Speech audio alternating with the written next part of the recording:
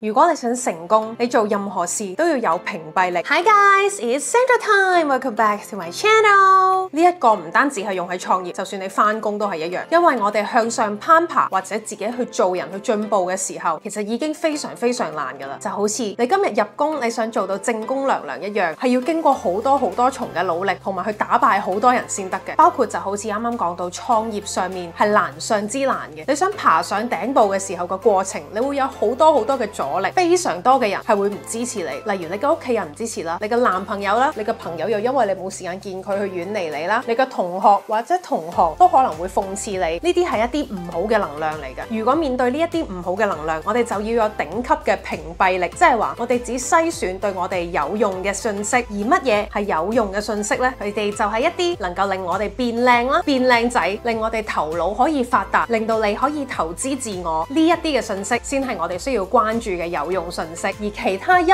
嗰啲令你產生內耗、產生糾結嘅關係人，佢哋所講嘅嘢，我哋會直接 ignore 咗佢。比如有一啲人會因為自己嘅利益而想去打壓你，你可以直接唔使同佢哋嘥時間去回應佢哋，你做翻你自己做嘅嘢就得噶啦。因為呢啲叫做冇用嘅干擾啊，佢哋係自己嘥緊自己時間嘅咋。咁樣你就可以維持到自己嘅能量啦。第四就係你已經做到唔好理人哋講咩嘅時候，下一步係要做乜嘢呢？下一步就係要洗自己腦，就係要暗示自己，我啲錢嚟得好容易噶，我啲錢全部都會流向我噶。因為心理學入邊有個叫做自證預言嘅嘢，就係你幫自己貼咗乜嘢標籤，你就會成為點樣嘅人。所以金錢係會流向唔缺錢嘅人。換句話講，我係值得擁有呢啲我努力得翻嚟嘅錢，係我應得嘅。呢啲就係積極向上嘅表現啦。但係當然，如果你唔需要成日去爭取積極向上，你只要過一個平安嘅人生就 OK，咁都可以嘅。但係你都要擁有正面嘅思維，唔好成日講咁多廢話去教育人。